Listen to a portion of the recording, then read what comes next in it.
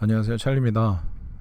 오늘은 아마존 플라이 휠과 아마존 셀러라는 제목으로 내용을 준비해 봤습니다. 솔직히 말씀드리면 지금 두 번째 녹화를 하는 건데요. 첫 번째 영상을 날려먹어가지고 두 번째로 녹화를 하고 있습니다. 첫 번째만큼 잘해야 될 텐데. 아무튼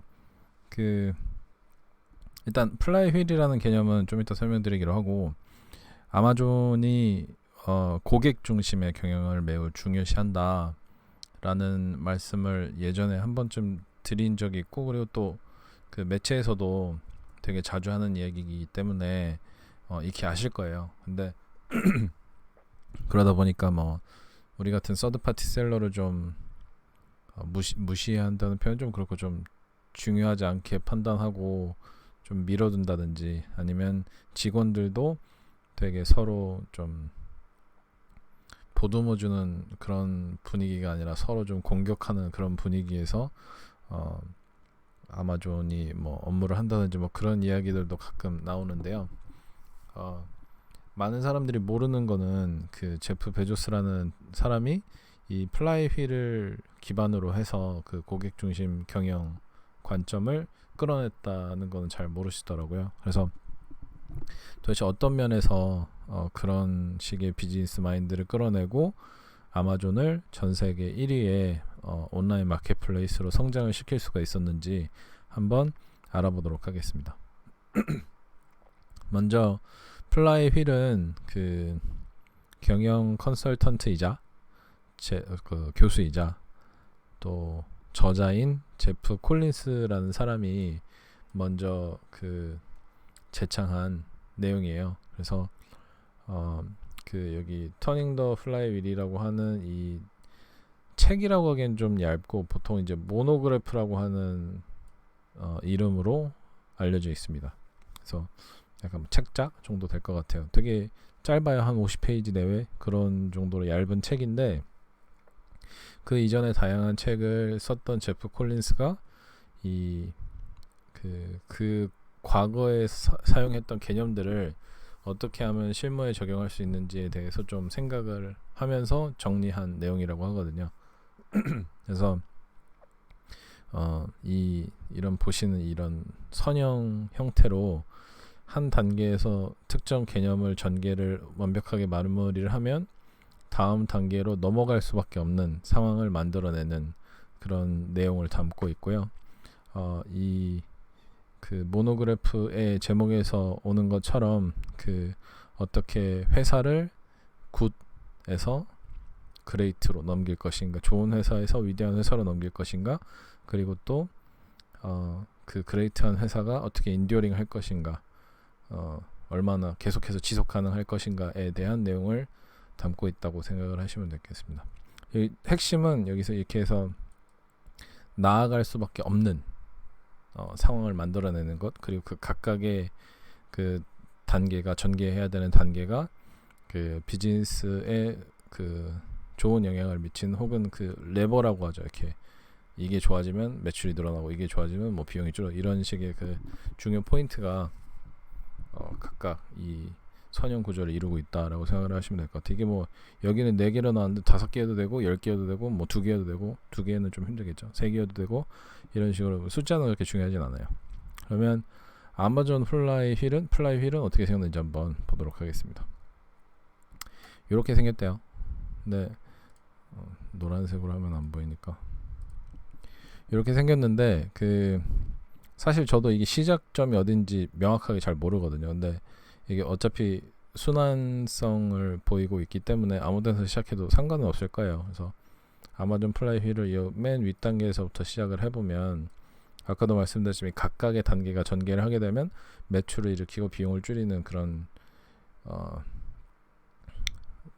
장점을 부각시키고 단점을 상쇄시키는 그런 역할을 하는 레버 역할을 하기 때문에 각각의 부분이 굉장히 중요하고, 또 이 전개를 완성을 하면 다음 단계로 나아갈 수밖에 없는 상황을 만들어내는 그런 것들이라고 생각을 하시면 됩니다. 그래서 첫 번째부터 시작을 하면 더 많은 상품을 더 싼 가격에, 혹은 뭐 더 경쟁력 있는 가격에 조달을 하는 것을 성공을 하면 당연히 매출이 되겠죠. 그리고 고객들이 더 많이 올 수밖에 없는 상황을 만들 거예요. 요거의 성공이. 그래서 여기 이제 두 번째 단계에서는 실제로 기존의 고객들이 더 많이 오는 건지 아니면 새로운 고객들이 더 많이 생기는 거기에 대해서는 뭐 명확하진 않지만 둘 다 가능하겠죠. 그래서 이 단계를 전개를 완성을 하면 두 번째 단계가 일어날 수밖에 없다. 어느 정도는 맞는 말이겠죠. 그리고 고객들이 더 많이 오는 것을 전개를 하면 성공을 하면 그 서드파티 셀러들이 더 많이 우리 마켓플레이스로 들어올 것이다. 이것도 맞는 말인 것 같아요. 그 2013년, 2012년 그때까지만 해도 아마존의 서드파티 셀러가 그렇게 많지는 않았거든요. 그때 이제 슬슬 들어오던 시기였는데 그 셀러들이 많이 들어오니까 상품 수가 많아지고 그렇기 때문에 고객들이 또 같이 많아지고 그리고 그걸로 이제 그 시장이 포화가 되니까 PL 셀링이라고 하는 방법을 가지고 또 15, 14, 15, 16년 이렇게 또 셀러들이 더 많아지고 그렇게 되니까 고객들이 더 많아지고 또 지금은 뭐 2016, 17 그때를 기점으로 해서 한국 셀러들도 PL 판매를 통해서 아마존에 많이 진출하고 있고 그때 이유가 됐던 것 중 하나가 여기 있는 이 아마존은 세계 제1의 마켓 그 플레이스이다. 그리고 고객이 뭐 3억 명이 있다. 뭐 이런 게 좀 많이 유인책이 됐었거든요. 그래서 더 많은 셀러가 유입된다라는 거는 맞는 말인 것 같습니다. 그 다음번에는 이제 셀러들이 많이 들어오니까 어쩔 수 없이 스토어 자체를 익스펜션 해야 돼. 뭐 그게 이제 여기는 온라인 스토어니까 뭐 장소를 늘린다라기보다는 뭐 서버도 확충하고 뭐 이 더 많은 사람들이 로그인하는 거를 어코모데이션 해야 되니까 좀 이렇게 밴드위스도 늘려야 되고 뭐 이런 걸 얘기하는 것도 있고 또 FBA라는 서비스를 제공했기 때문에 그 이런 디스트리뷰션에 대한 그 생각을 안 할 수가 없었을 거예요. 그래서 셀러가 많아지면서 FBA라는 서비스를 제공을 하면서 뭐 미국 전역에 디스트리뷰션 센터도 만들고 FBA 창고도 만들고 하면서 더 배송에 좀 신경을 쓰기 시작했던 거죠. 그렇게 되면 여기 이제 아무래도 저 인프라를 설치를 하는 거니까 고정비당 매출이 상승을 할 거다. 제 생각에는 사람들에게 더 많은 상품을 더 싸게 제공하면서 또 배송도 더 빨리 해주면 당연히 매출은 늘어날 수밖에 없는데 여기서는 하나의 이제 조건을 단 게 고정비당 매출이라고 했어요. 그러니까 우리가 창고를 설치를 하면 창고 설치하는 비용은 혹은 유지하는 비용은 일정하니까 거기에 대비해서 매출은 더 많이 늘어날 것이다 라는 전제를 했던 것 같아요. 근데 이거는 아마존이 그 매출은 정말 기하급수적으로 이렇게 여기 쭉 늘어나는데 그 순이익이나 영업이익은 이렇게 천천히 늘어나는 게 보이거든요. 그래서 이 부분이 조금 상승하고 있다라는 걸 보면 이것도 어느 정도는 맞는 얘기 같긴 하지만 그래도 이 매출 상승에 비해서는 좀 덜 있어요. 그래서 단순하게 매출을 늘리는 게 아니라 고정 비용 대비해서 매출이 늘어난다라고 전제를 거는 게 좀 대단하다고 생각하는 게 지금 제가 지난번에 쿠팡 이야기했듯이 매출만 늘리는 건 누구나 할 수 있어요. 다만 비용 관리를 못해서 계속해서 손실이 나면 매출을 늘리는 것 자체가 큰 의미가 없는 거죠. 근데 여기에서는 처음에 이 제프 베조스라는 사람이 원래 그 인베스팅 펌에 다니던 사람이어가지고 M&A나 이런 거에 좀 도가 튼 사람이다 보니까 영업이익에 대한 개념이 확실하게 서 있었고 그렇기 때문에 여기는 뭐 픽스드 코스트라고 하긴 했지만 해도 이익 차원에서 매출을 늘리는 게 중요하다는 걸 좀 이해를 하고 있었던 것 같아요. 그래야 더 많은 상품을 더 싸게 제공을 할 수 있거든요. 그냥 단순하게 매출만 늘려버리고 이익에 대한 개념을 아예 빼버리면 이익이 없기 때문에 더 싼 가격에 더 많은 상품을 내놓지를 못하잖아요. 그래서 이런 선순환 구조를 가지고 가자 라고 아마존에서는 이야기를 했고 이걸 한 바퀴 돌린 다음에 좋은 회사가 그레이트 회사가 되고 또 한 바퀴 돌린 다음에 그 그레이트한 회사가 계속해서 유지하고 세계 1위 자리를 유지할 수 있는 그런 회사의 동력으로 삼고자 했던 게 아닌가라는 생각이 듭니다. 그리고 실제로도 그렇게 했죠. 지금도 1위 업체고. 그래서 참고하실 수 있을 만한 그냥 온라인 셀러나 아마존 셀러들도 굉장히 참고가 되지 않을까라고 생각이 되는 휠 모델이었습니다. 그래서 단순하게 모델 참고 삼아서 모델로만 활용하시지 마시고 그 직접 만들어 보는 게 어떤가라는 생각이 들어요. 아까도 말씀드렸지만 이 시작은 어디서나 가능하거든요. 근데 온라인 셀러는 저도 그렇지만 그 싼 가격에 더 많은 상품을 제공하는 거는 거기부터 시작하는 건 좀 어렵잖아요. 그래서 저 같으면 저는 고객을 많이 유입시키는 것부터 할 것 같아요. 이거는 뭐 제가 요즘 하고 있는 구글이나 뭐 SNS나 또 뭐가 있지? 뭐 그냥 단순 광고 뭐 이런 것들을 통해서 고객 유입을 더 많이 늘리는 거는 누구나 가능하거든요. 노력만 하면 뭐 비용이 더 많은 상품을 더 싸게 하는 것보다는 좀 덜 들 테니까 그렇게 하면 뭐 매출이 늘어나겠죠. 혹은 뭐 이 매출이 단순하게 늘어나는 게 좋은 게 아니라 뭐 커스터머 서비스라든지 문의도 많이 들어올 거잖아요. 그리고 뭐 배송 시스템 이거를 뭐 3PL 업체를 써야 되나 뭐 프레핑 업체를 써야 되나 또는 뭐 인하우스에서 해야 되나 여러 가지 이제 위험 신호가 나오겠죠. 그러면 그 부분들을 이제 잘 개선을 해가지고 이 들어오는 매출을 잘 유지를 해야 되고 그다음에 뭐 또 어떤 내용이 있으니까 이걸 개선하면 매출이 또 늘어날 수 있고 그렇게 되면 고객을 더 많이 이런 식의 선순환 구조를 가져갈 수 있는 것을 직접 만드시는 게 중요해요. 제가 뭐 모든 아마존 셀러가 다 똑같진 않거든요. 어떤 사람 혼자 하고 어떤 사람 회사로서 하고 어떤 사람들은 부부가 하고 뭐 다양한 형태가 있는데 그 곳마다 또 상품마다 카테고리마다 약간 특이한 부분이 있어요. 또 어떤 분들은 100% 지원금을 받아서 하시는 분들도 계시고 어떤 분들은 100% 자기 자본으로 하시는 분도 계시고 어떤 분들은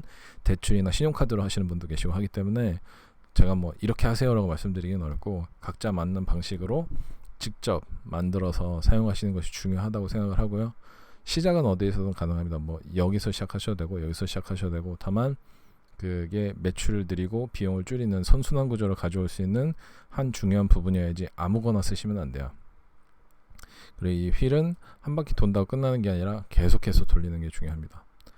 그 뭐 아무래도 그 저도 예전에 컨설팅 할 때 보면은 이 부분이 만약에 이제 회계팀의 휠이다 그러면 또 재무팀의 휠은 또 다르게 생겼어요. 회계팀의 그 우선순위가 재무팀의 우선순위랑 또 다르거든요.